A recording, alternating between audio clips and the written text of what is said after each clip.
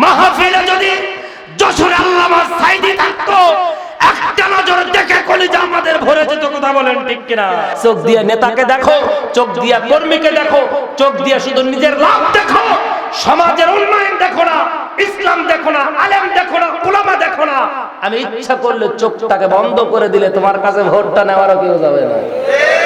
কথা কয় না, ইন্নাল্লাহা ইয়াগফিরু যুনুবা জামিআ ইন্নাহু হুয়াল গফুরুর রহিম।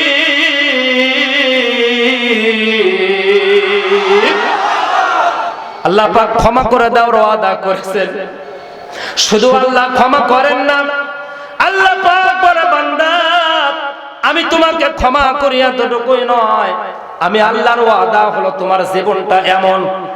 বলেন তো কত রঙের লেখা দেখা যায় কিনা? এই জায়গায় সাদা, নিচে লাল, এরপরে খয়েরি, এরপরে হলুদ, তারপরে নীল, কত রঙের লেখা। আল্লাহ পাক বলে তোমার জীবনটা 70 বছর, 70 বছরে তোমার হায়াত।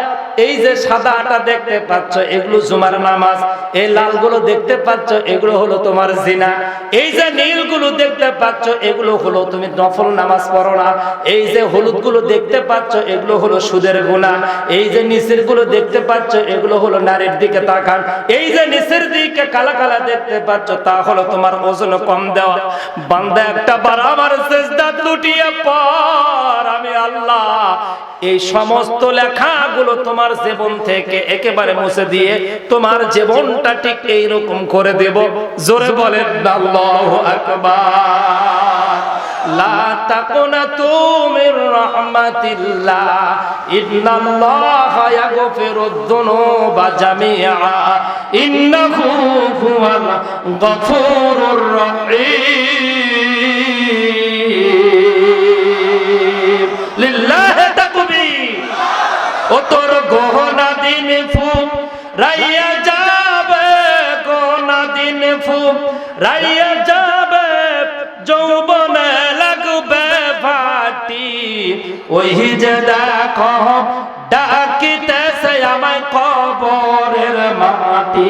বলে ওই যে দেখো ডাকিতেছে আমায় কবরের মাটি। সন্ধ্যার আগে যেদিন ডুবে রে বেলা, এক নিমিষে ভেঙ্গে যাবে বাজান রঙ্গেরি মেলা।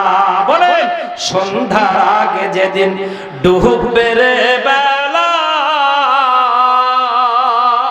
এক নিমিষে ভেঙ্গে যাবে সেদিন রঙ্গেরি মেলা। ও তুমি কার দিবা জোরে ধমক, কার নামে দিবা মিথ্যা মামলা। ওই যে দেখো ডাকিতেছে তোমায় কবরের মাটি।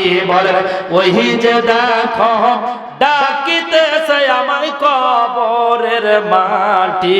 দুইটা হাত টান টান করে দেখান, লিল্লাহি তাকবীর, জোরে লিল্লাহি তাকবীর।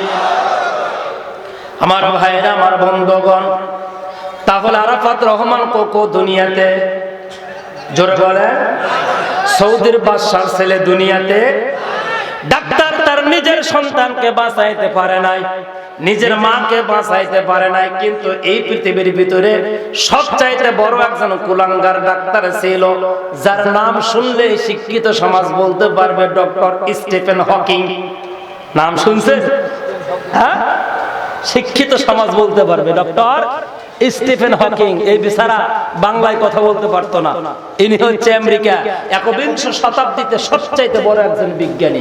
উনি বলল মৃত্যু যার লয় আছে তার ক্ষয় আছে, মৃত্যু বলতে কিছু নাই। জোরে কর নাউজুবিল্লাহ। এই কথা যেদিন বলেছে ওই দিন আল্লাহ চোখের একেবারে জ্যোতি অফ বন্ধ করে দিয়েছে। ওয়ালাউ নাশাউ লাতামাসনা আলা আয়ুনিহিম ফাস্তাবাকুস সিরাতা ফাআন্না ইবসিরুন। বেটা চোখ দিয়ে সিনেমা দেখো, চোখ দিয়ে প্রেমিকাকে দেখো, চোখ দিয়ে নেতাকে দেখো, চোখ দিয়ে কর্মীকে দেখো, চোখ দিয়ে শুধু নিজের লাভ দেখো, সমাজের উন্নয়ন দেখো না, ইসলাম দেখো না, আলেম দেখো না, উলামা দেখো না। আমি ইচ্ছা করলে চোখটাকে বন্ধ করে দিলে তোমার কাছে ভোটটা নেওয়ারও কেউ যাবে না। কথা কয় না। নির্বাচনের সময় সবগুলো ঘরে নেতারা ঘরে, সর্বশেষ ঘরে এসে দরজা এসে বলতেছে ঢুকবে ভাব, পিছন থেকে তার বড় ভাই ডাক দে, ভাই কই যান? বলে এই ঘর বলে যায়, যেহেতু আপনারা 5 ভাই 4 ভাই তো বসে। বলো পাগলা, কি পাগলা? বলো ও চোখ নাই তো, অন্ধ, ওই ঘর থেকে ঠিক মতো বেরোতে পারে না, ও ভোট দেওয়া লাগবে না, আপনি জানতো আমরা 4টে দিয়ে দিব। আরে বেটা, একটা ভোট তোমার নিজের ভাই বাধা দিচ্ছে চেয়ারম্যান দেখা করবে তার জন্য।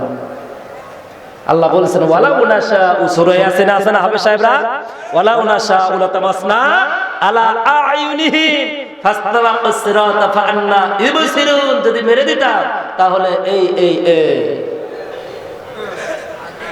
হিসাব কিতাব করো না। না, নমরুদ, ফেরাউন, হামান সহ এরা ততটুকু অপরাধ করে নাই যতটুকু অপরাধ এরা করেছে। কথা বলেন ঠিক কিনা? ইস রে, সবকিছুকে তছনছ করে দিলি না কেন? শুধু আল্লামা সাইদিকে বেঁচে রাখলি না কেন? তো আমাদের আজকে ডক্টর ইউনূসের প্রয়োজন ছিল না, আমির হামজার প্রয়োজন ছিল না, আল্লামা মামুনুল হকের প্রয়োজন ছিল না, ডক্টর মিজানুর রহমান আজহারের প্রয়োজন ছিল না, রফিকুল ইসলাম মাদানির প্রয়োজন ছিল না।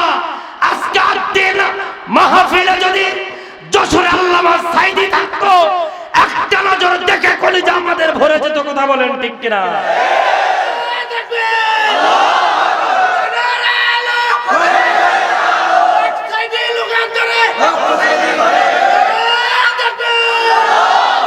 সাইদি সাহেবকে দুনিয়া থেকে বিদায় করেছো। ইউরিদুনা লিউতফিউ নূরাল্লাহি বিআফওয়াহিহিম ওয়াল্লাহু মুতিম্মু নূরিহি ওয়ালাউ কারিহাল কাফিরুন ওয়ালাউ কারিহাল ফাসিকুন ওয়ালাউ কারিহাল মুশরিকুন।